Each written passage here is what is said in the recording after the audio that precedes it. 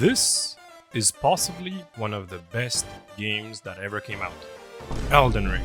And while many people have beaten it with reasonable builds, today we will defeat this game in its entirety at SL1 and using only wood weapons. But since this felt a bit too easy, I decided to add another role to spice up and make this challenge truly fun: a region lock. For those of you who don't know, a region lock in Elden Ring means you can only leave the region you are in if you have managed to defeat every single boss in that area. So no +9 somber weapon in 30 minutes in this challenge. This will make, as you will see, for a lot more balanced and more challenging encounters where you would usually not even notice them. And without further ado, let's create our character, failing to kill the grafted Scion because I don't have Gino Machino's glorious beard. We spawn next to You are maidenless. He's out of line, but he's right. where we immediately flee to find one. And thinking we finally found Belle Delphine's enemy cousin, we instead get tricked with a retarded horse. We also get a map and a whetstone to sharpen our wood. We can't access Rockfeller's basement yet to upgrade weapons. However, we can still upgrade our weapon to +2. We just need some stones. And lucky for us, just next to us, we have Limgrave tunnels that give us all the needed smithing stone wands. At the bottom of your parents' basement, we find a troll, where we use the patented David vs. Goliath technique of breaking his ankles to bash his head in. With a +2 weapon, we can start doing some basic running around on Donkey, which sports the best controls ever seen in video gaming. With it, we can quickly grab the physique and some maps to not be illegally blind. Once we got that done, it's time to grab some extra stats to be able to wield heavier wood. Following Liver King's latest tutorial on getting big, we get Salmonella and end up losing 20 pounds. So to that end, we go in the south of Limgrave towards this church where, using our Stonesword key as a keepsake, we can unlock a goal with your average Scandinavian. Now, lucky for us and unlucky for him, not wearing any armor does make him very vulnerable to jump attacks, so a couple of Yahoo! And some riposte nets us the baby version of the Radagon's Talisman, giving us +3 no stats. Now that we have some form of stats, we need a bit more. So we go simply run around Victor Wembanyama here to grab the strength here. And with that, we can have a total of 23 strength, enough to wield our second available weapon, the large club, sporting longer reaching and harder hitting wood attacks. With such a gorgeous weapon in our hands, we go on a bit of a tear.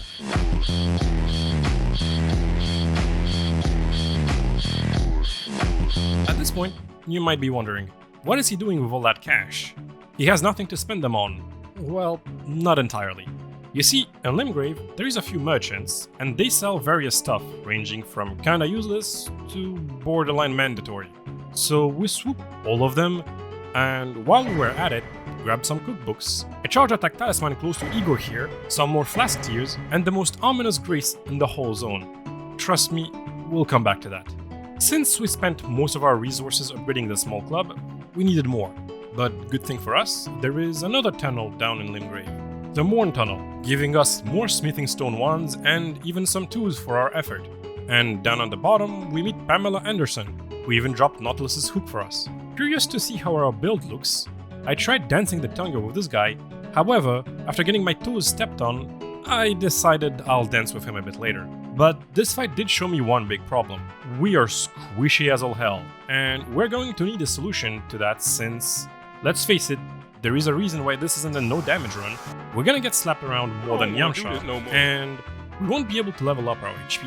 In Limgrave, not many strats are available to us, but there is one little upgrade we can get. Beating around the bush, Brother, this guy stinks! we kill this tree, and grab the Opaline Bubble Tier to turn us from a one-hit chip into a two-hit cracker. With it, it's time to clean up some more enemies. We go south a bit and meet this chiropractor that finds a way to quickly fit me in his schedule to fix my back problems.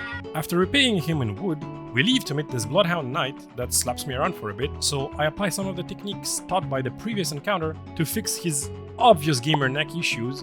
Bro leaned in forward so much, he's actually on the floor. Going south to reach Castle Morn for more upgrades, we meet Adi and Brody, but just like all deathbeds in this whole run, their deadly weakness to Holy can be exploited even at SL1 using a Holy Tier and the Sacred Blade Ash of War for a very quick kill. Inside Castle Morn, some more goodies can be found, and at the end we can find your usual book talk protagonist But unlike in the book talks, looking tough and shouting isn't much of a flex. I do that in front of my quantum physics exam every time I see it, but I still barely get a passing grade.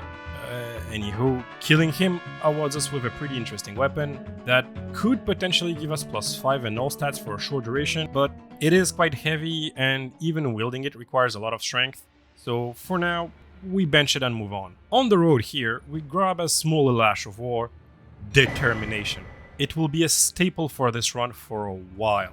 Needing a talisman pouch upgrade, we engage Foul tarnished. the famous wall.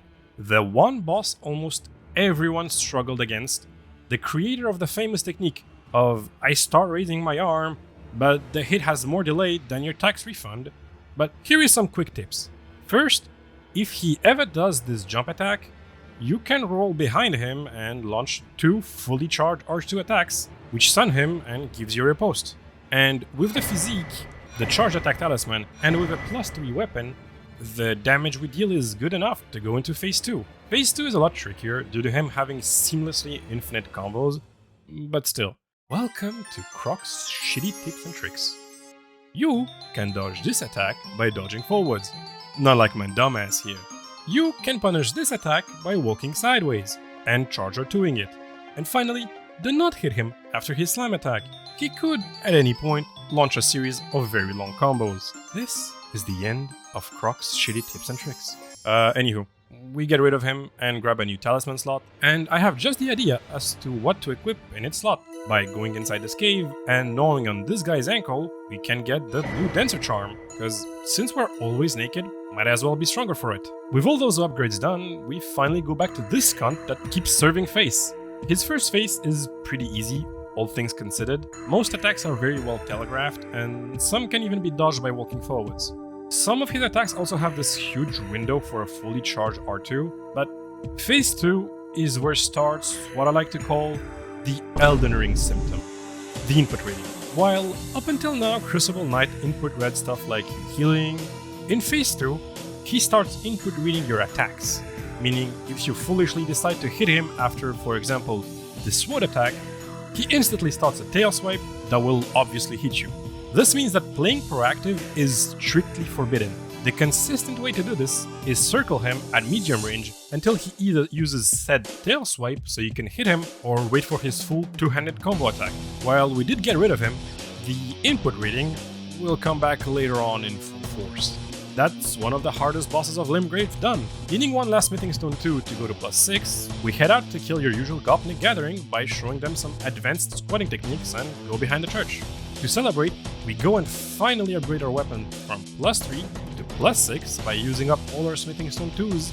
But I'm not done yet! Using the elevator, we go down into Siofra River, where we can grab 2 more Smithing Stone 3s by roaming around for a bit, and while we're here, we take a portal to reach one of the bosses here, the Dragonkin Soldier. The standard strat here is usually sticking between his legs like a tick, but it's kind of unreliable. You'll often get stuck on his belt and end up dying. So instead, we get in front of his head and bait his huge lunge attacks to get free hits on him. Rinse, repeat, and he dies.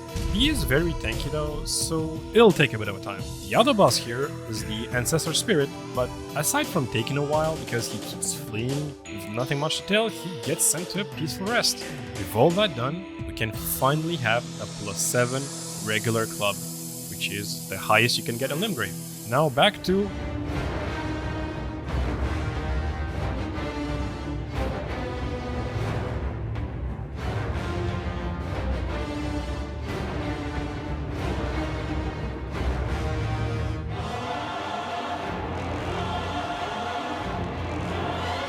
It is now time to go back up top and deal with the strongest boss in the game, the Soldier of Godric.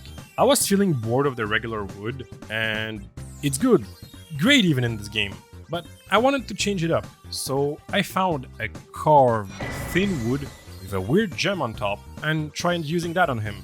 And oh, before you get excited, I didn't use any magic, I actually used the wood itself to deal damage to him, and as you can see, that's not going great. Eventually, after 9 minutes of smacking him, I decided this wasn't the wood for me.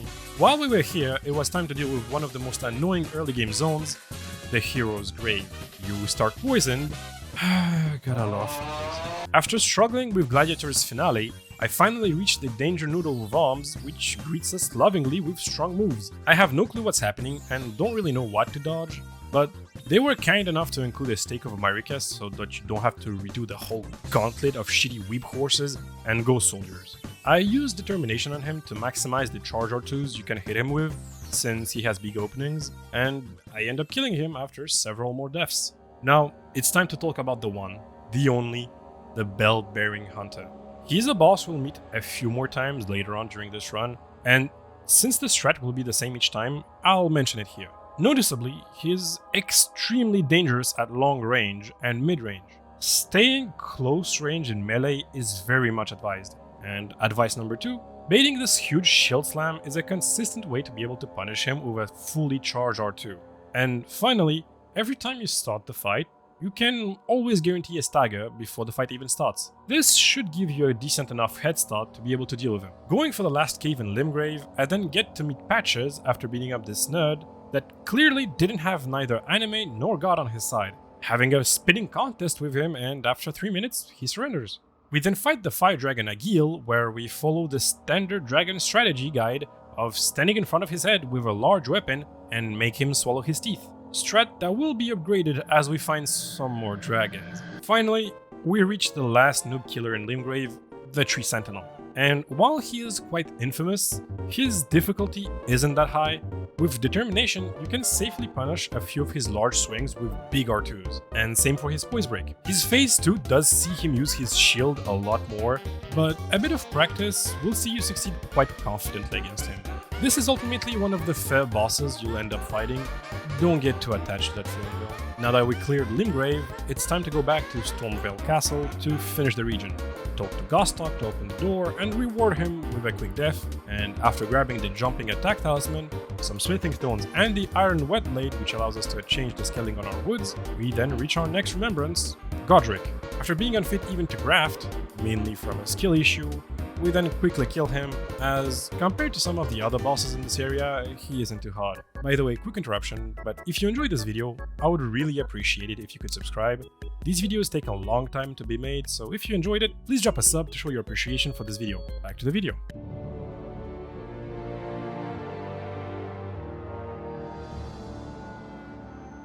Liurnia, the one place that looks like your usual Baltic excursion, filled with fog, water, humidity, and giant fucking sniping lobsters. You know, the usual stuff you'll find in Lithuania. Here we can finally unlock new weapons. Well, it's not entirely true, but you'll see about that later. We start by grabbing the map, and then we move north to meet this lady here, which lost her necklace. We go west to find our future best friend and crab supplier Bogart, and while failing to avoid Chris Kyle with pincers here, we keep going to reach Crystal Tunnel. The reason we went to this tunnel and cave first and foremost is, first, it has lots of smithing stone 3s. But even more importantly, at the bottom here, we can find your usual conservative voter. Extremely hard and tough looking, except under slight pressure where he cracks and breaks down. He drops us the first smithing stone bell bearing, selling us unlimited 1s and 2s, which means we can now upgrade any weapon we want to +6. But Croc, I hear you think through that thick ass forehead, you only got 2 weapons. What you gonna upgrade? Your IQ? Well, I'm not sure that part is upgradable, but see, as I said before, there's more than 2 weapons available to us. The issue is, they are slightly annoying to farm. The first one is the Spiked Club, which only drops from these motherfuckers at a 2% rate. And you see, we can't really get access to any item discovery since the talisman is in a Halleck tree, and being SL1, our arcane can't level up either. So all we can do is eat these pickled bird feet, wonder what they taste like, and off to farming we go. By the way, only these guys drop it, so yeah, this took a while. A couple of hours later, we got the Spike Club, spiky wood for the kinky types of enemies. But now that we're in Liurnia, we can also have 2 additional weapons that we can farm. Are we lucky? Using my Ultra Instinct, we punish Jiren here until he drops us not only the small curved club, but also the large curved club. Now instead of having 2 weapons, we now have 5. Woohoo! Having different weapons, we try and clear the map to have some graces, and to that end, we reach the second dragon of this playthrough, who once again dies easily by being hit in the head. But I'm still having this unease coming my way, don't know why though. Using the key from the academy, we can unlock most of Liurnia's map and unlock a couple of build upgrades like this Dex tier and the 5th talisman here. With all that juice, feeling pumped and ready to roll, I go and meet... Yeah, those exist. See, I didn't talk about them in Limgrave because they were kinda squishy and didn't really matter, but in Liurnia, they gain a lot of HP and at this point start bordering on real annoying. See, there is no one particular issue with this boss. He doesn't really do that much input reading, he doesn't have that many combos per se, but by god, he runs away so damn much. It's impossible to hit him. He's the poster child of the annoying rat that comes in for one hit, Oh shit! A rat! misses, and then just runs away. To deal with him, unfortunately, there aren't many methods. The best one being staggering him off his horse, whichever way you can find, and then backstabbing him again and again until he dies. Be careful to not give him any time to breathe, or he will resummon his horse though. Doing that, you can get rid of both Knight Cavalries from Liurnia, gaining even a couple of Ushers of War that unfortunately cannot be used by our weapon classes. Since it's still night, we can also kill the Deathbird and... Yeah, this guy's a tiny smidge different from the other birds, holy hell. While the tried and true strat of using holy damage reigns true still, even more so now that we have actual faith strat through our gear, his moveset and damage is quite different and doesn't allow for many hits. Again, phase 1, easy as chicken pie, bird pie here I guess. Second phase though is a bit of a bitch to deal with. He's all over the place with attacks that reach Narnia, anyways, just keep going at it. I haven't found really good strats for him, he's annoying. Just do a lot of damage and he will die. At this point though, our damage is starting to slow down, so we'll need some upgrades. There is a tunnel with some 3s just below the chateau, but there is much better. By going all the way north, you can reach Runestrewn Precipice, a dungeon that most people don't even do since they usually just get both medallions to go to Altus Plateau. Now, this dungeon is littered with both smithing stone 4s and 5s, and since we already have most of our 3s from previous places within Liurnia, we can upgrade the curved large dong to plus 13, and with it, we went onto another killing spree.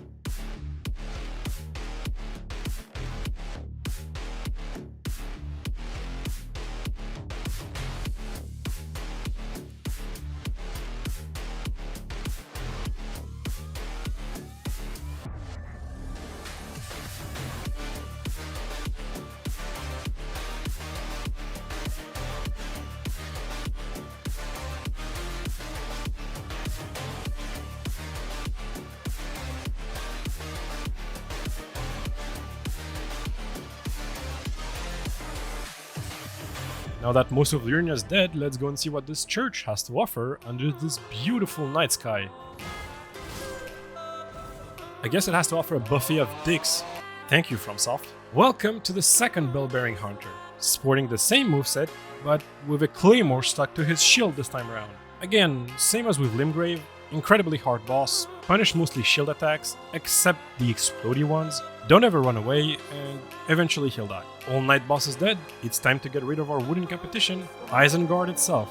But unfortunately for them, just like in the movies, fire is their weakness. However, unfortunately for us, we don't get access to Fire Ashes of War or enchantment yet. Unless... See, up until now, I lied. I know, I'm sorry. You see, there is a few more weapons that we can classify as wooden weapons. Torches. That's right, most torches are made out of wood. And for the sake of diversity, inclusion, and all that stuff, we'll be adding all the torches to the pool of usable weapons in this run.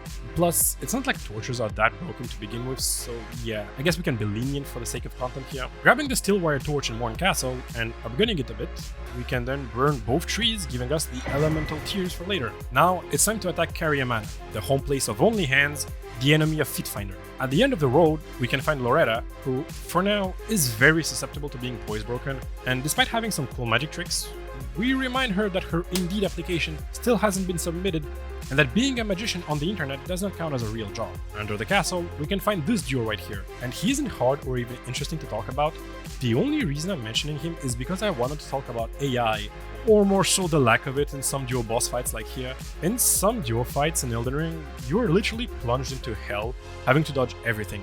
But in some, it's like watching two vegetative grandpas trying to have an MMA fight.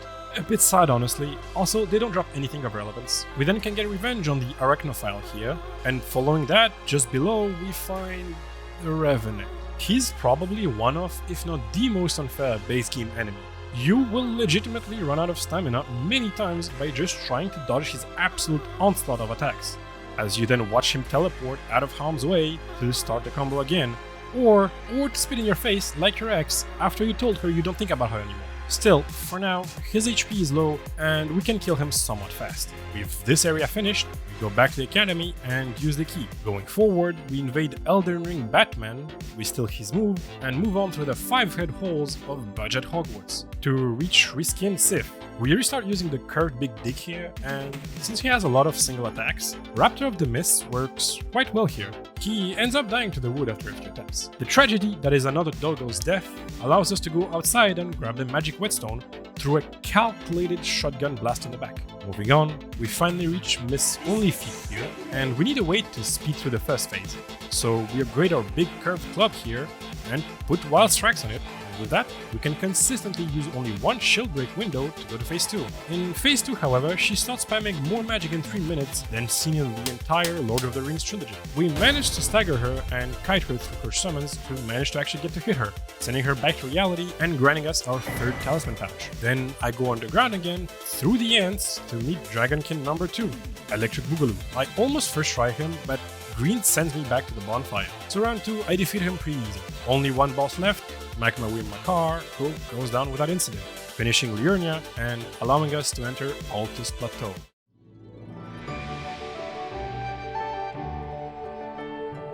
Reaching Altus Plateau after almost 40 hours does give me a strong whiplash, as you usually reach this place in about 20 minutes, but nonetheless, I move up the crevice, meet someone we'll get very acquainted with in a bit, and grab our first race in here. Now, Altus Plateau is, without exaggeration, the most important zone in this whole playthrough. In here, we do not get any new weapons, no. Instead, it is here that we can finally change strategies depending on how we want to approach this game. First, the obvious one. Killing this gal here awards us the Ritual Sword Talisman, and since we have very little HP, it will be up consistently. And then going back to Liurnia, we can grab the Chilling Mist, or for Stomp, and in Altus Plateau, we can grab the Lightning Slash. I did lie to you again, we have our last weapon of this run here in Altus Plateau. In the old Altus Tunnel, by killing the Kamikaze Troll, we can get the Great Club, an extremely powerful weapon that we grab, but we will use sparingly since it's a bit overpowered.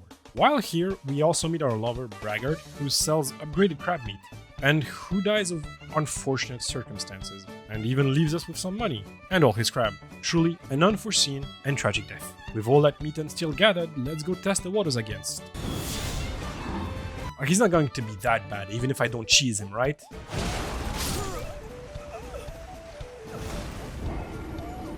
Huh. Who could have expected that, huh? Yeah, we're a bit weak, so we need a couple of upgrades, and good thing, because there is a few to grab. In the old tunnel, we can get our second smithing stone bell bearing, allowing us to upgrade all our weapons to plus 12 at the minimum. Then stripping all Altus Tunnel and this tunnel clean, we can grab enough smithing stone 5s to upgrade the curved Great Club to plus 15. Now, we could grab some 6s, but they aren't really easy to get. You first need to get rid of this guy. The Falling Star Beast isn't particularly badly designed, but hello, your hit will come between 8 AM and 8 PM in 6 standard business days. Tail Swipe is ass. I never found the timing and ended up dying every time it came up. The Crater Arena doesn't help either, as you never know what actually hits you and what doesn't. I ended up following the standard Dark Souls player operating procedure of changing nothing and trying again until my mind broke, and I finally put determination in to actually have damage instead of the Sacred Order. And after many deaths to pocket sand and considering changing hobbies to painting, the Falling Star Beast finally dies, granting us 5 Smithing Stone 6s, allowing us to upgrade our main weapon to plus 18. Now feeling much stronger, I went back into the Dragon Tree Sentinel, and with determination on, our damage wasn't that bad. Phase 1 went pretty quick all things considered, a couple of R2s here and there, as Taiga, and then Phase 2 was bad, I'll say this much. In between this horse's infectious desire to sneeze fireballs at me, and the lightning falling from the sky like I just fucked Zeus's wife, let's just say I died a few times here. There is some strats to cheese him, as I said, between staggering him off a cliff and sneaking behind him to deal free damage. However, I thought it would be cooler to do it the normal way, and honestly, no real strats on what and how to punish certain attacks, you just have to get a feel for it and punish where you can. I will say that sticking by his shield is a death trap, as some of his shield attacks can come out surprisingly quick. Eventually though, he falls and opens up the way to Leyndell. But before we go into Paris here, we have a couple more bosses to kill in the plateau.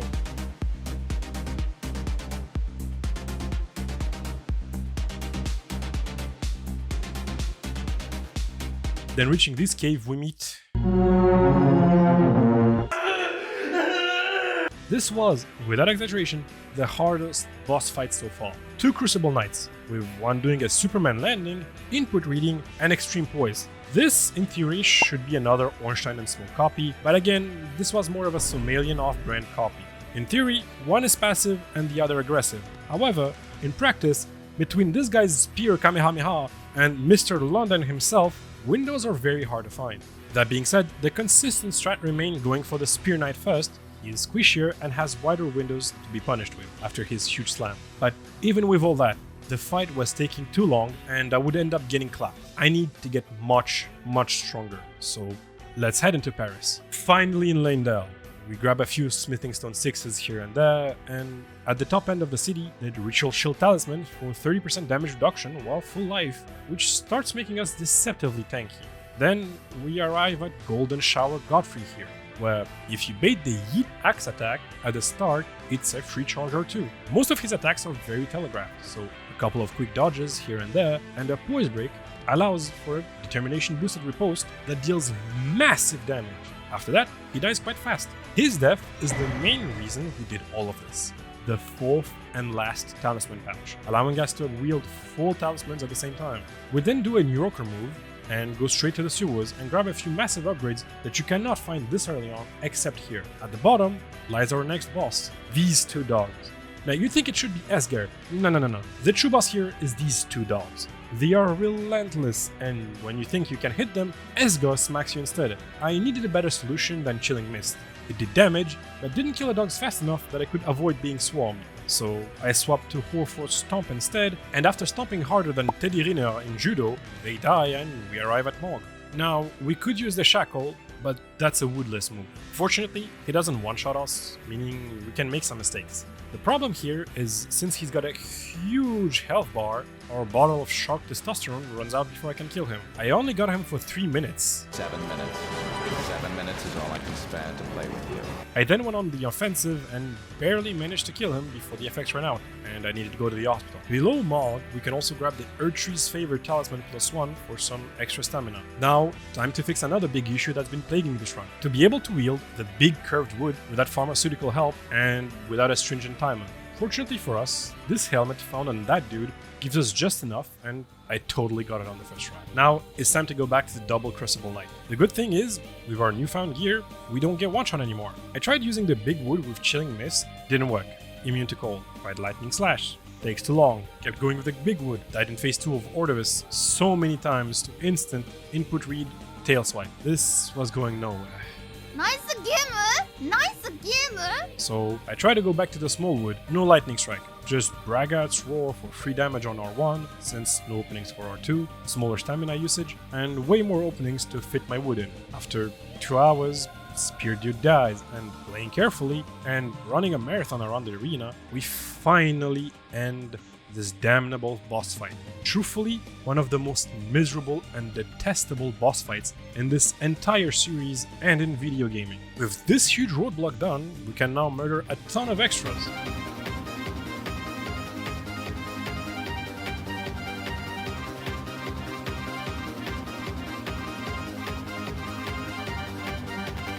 Here is an interesting fight though, Shushan Leonine, at least in theory though. You have here a perfumer that buffs massively a very squishy and very aggressive boss. And for once, that's an interesting concept, as you can either rush the perfumer to try and take it out before he buffs the Leonine, or you can duke it out with the Leonine since the perfumer is more passive. In our case, neither our damage nor our tankiness are enough to focus the perfumer, so using the small club, we kill the Leonine first, then kill the perfumer. Filling in the gaps of what few bosses were left, we go back to this cave and enter the second boss fight in the cave, Black Knife Assassin. Now, normally he looks like this, but we have the technology Sentry's Torch, which is technically wood for us in our offhand. That way we can see him even while not using the torch to do damage. It helped a lot, and I first tried him. Yep, first try. Trust. Final stretch.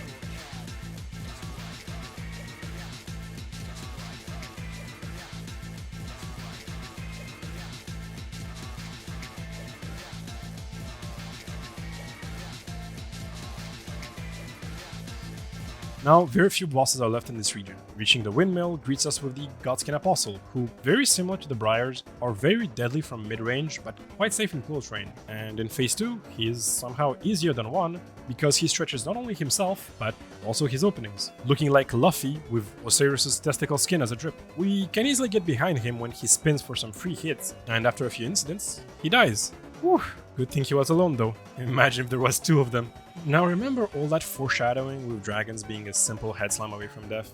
Yeah, welcome to Lanciax. I don't know what's so different about this dragon, but I had a lot of trouble with it. We have to be careful of stamina here. We can stay in front to bait the claw swipes and back off when it slams under her. We run towards her when she pops the glaive to try to hit her head. Simple, right? Well, not for me. I say try to hit her head here, try to, because her hitbox was made by Picasso. Half the time, I don't even have the bonus damage, and the other half, her head was in the cloud as mine was in the ground. And even my reap here takes time to assist. Plus, she must have some frog genes because she jumps around every 2 seconds. And of course it's on the side of a hill, so she keeps getting stuck in that forest. Even with all of that, her attacks have aftershocks, meaning if you don't dodge the first swipe perfectly, you'll either get clipped by the aftershock or the second swipe. It's not all bad though, she's weak to cold, so I used Chilling Mist to finish this abomination of a fight. We do also kill the Tree Sentinel duo, who, unlike what you might think, is quite easy. You can just separate them and deal with them one by one, and one of them even uses a torch, and thus is quite easy to kill. Now, time for the last boss of Leyndell, Morgat. He is considered a nightmare by a lot of players, with absolutely vile combos and an insane P2, betrayed only by his relatively low health pool for this point of the game. But what of an SL1 run? Would his HP bar prove to be still small for us? Well, to begin with, yes, he's very squishy. But still, he hits absolutely hard and moves around like your cat after sniffing that good catnip. But there is a very, very consistent strategy against him that I'll teach you. You see, if you stay around mid-range against him, you can use a quick Ash of War like Determination here to bait the Spear Throw attack. Dodging it will result in a 50-50 between either the Sword attack, which if it happens, you can just punish with an R1 and run away, and you then bait the Spear again, or with this attack right here, the Jump attack. If he does do it, you can simply roll below him and use 2 charge R2s, and with the Ritual Shield Talisman, you'll always be able to tank his Tail Swipe, Stagger, and Riposte. While he gets back up from the ground, you can prepare another charge R2, and since he's stuck in his magic animation, you can follow it up with another, cancelling his animation and staggering him again. Then, you can follow with another Riposte. And at this point, his health bar is pretty much gone. He will transition to phase 2, but here's the thing. You can heal during the transition, and waiting just outside of these guises, you can prepare another charge R2 into another charge R2, stagger, and riposte one last time. Easy, guaranteed, riskless SL1 Morgat. But now awaits us.